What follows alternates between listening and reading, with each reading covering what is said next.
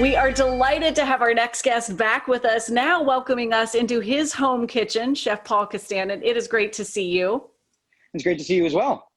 This is really exciting, Chef. You were on my mind, and we had, I think, a recipe for popsicles, and you've made so many great things with us in studio before. The popsicles were one of the standouts, and the next thing I know, you're back with us. How have you been? What are you up to? I've been really well. Since the pandemic started, I've been focusing a lot on my food blog, in addition to running restaurants in Richmond, Virginia. So this has been an opportunity to sort of expand my ability to cook from home and cook online, and do online cooking classes and instruction. It's been both. It's been a boon, I think, and it's really made me, I think, a stronger chef and home cook, which has been wonderful. Well, you have so many great lessons to share. The blog is called Fancy Boy Food Company, so folks are visiting, and you're doing some great things there to be able to help the home cook do a better job too, or at least be more comfortable in the kitchen. Absolutely. The whole point of the blog is to sort of take everything I've learned throughout my cooking career and how I adjust those techniques for home cooking, because the way I cook in a restaurant is very different from the way I cook at home. But I do think there's a lot that translates really well, from seasoning to preparation, sort of how I meal plan the week. And so I've used the blog to work to disseminate sort of all that information and make it available to folks who are looking to liven up their home culinary experience. And we thank you for that. You've got a magical recipe today. What are we making? We're going to make an awesome fresh watermelon and cucumber salad with feta and wine poached shrimp, and then some toasted almonds on top. I definitely think that fits the bill as fancy. Absolutely. So it's super easy to make. I've got all my ingredients in front of me, so I'm just going to dive right in if that's okay. That's perfect. Let's get going. Yeah, so we've got some just large diced watermelon. Cut this however you like. I like bigger pieces when I'm eating this salad. If you're looking for something smaller, if you got young kids at home, go ahead and cut them down a little bit. I've got a fresh garden cucumber from right out back that I just sliced nicely on a bias. I've got my feta, my mint, some fresh honey, and then toasted almonds and shrimp. So we're gonna go ahead and get our shrimp poaching first. This is a great way to prepare shrimp if you like to use shrimp in salads throughout the week. It's something we do really regularly around the house. In this pot, I have 1 cup of white wine.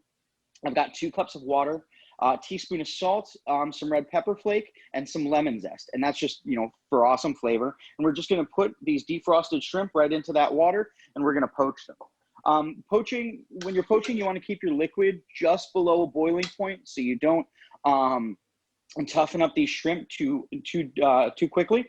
You want them to cook nice and gently. You want them to be nice and tender. So these are going to cook for about 6 to 8 minutes. And when we're done, we're just going to put them right into this water bath. If you're using smaller shrimp at home, these are bigger. They're 21-25 shrimp. And that means that there's 21 to 25 shrimp per pound. So these are obviously a larger size shrimp bordering on a prawn. If you're looking for something smaller, if you like a smaller shrimp or that's what you have available, just cook them for a little bit less. You're going to want to keep a strong eye on them and stir them from time to time.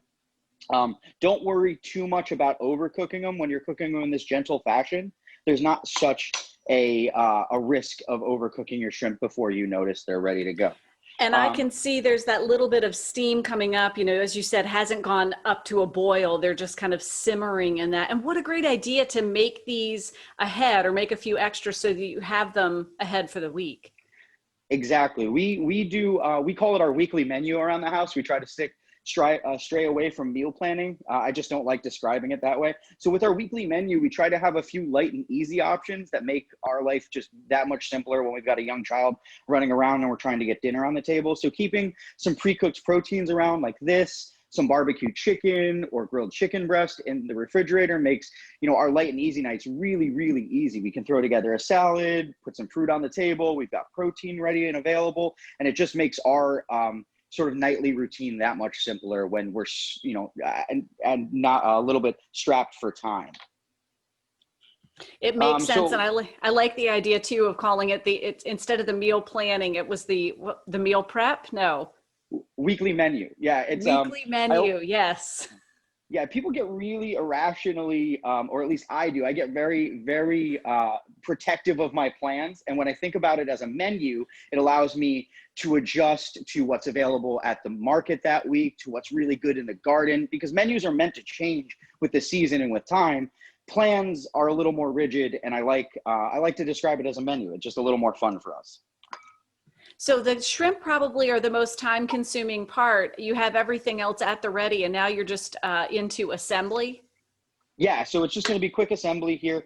And this is, we love keeping pre-cut vegetables like this around the house as well. We sort of have a nice meal prep day or, menu day on Sundays together. And that allows us to have fun in the kitchen. My daughter Juliet loves to stand at the table and cut next to me, help cut vegetables or really eat the scraps as they come along her way. Sliced tomatoes, onions, just things in our kitchen that allow us to put dinner together really simply. So we try to really make dinner time more assembly time because the patience of young children is not that great.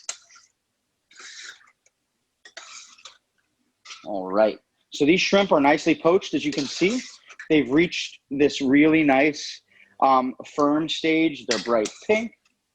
And I'm just going to place them here into our ice bath to chill. And that stops that cooking process right away.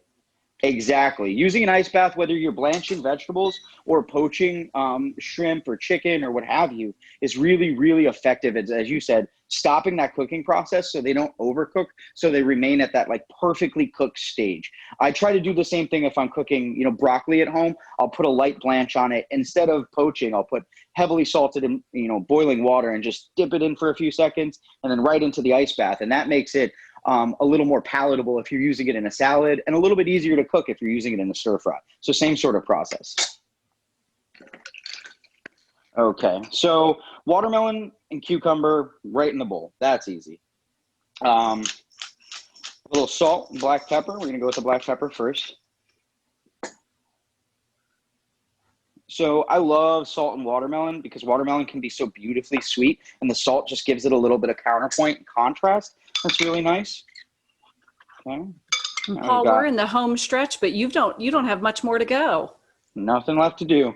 So we're going to add our lemon juice and our olive oil, and then just a little bit of honey. You can use whatever honey you have available, but this is just a really nice fresh honey that we have. I'm going to go ahead and tear up some mint. I like to tear mint in the salad. It just makes it a little fresher, and you get nice big pieces. I'm just going to stir it all around. Top with our feta. And then just use my hands here. A few shrimp.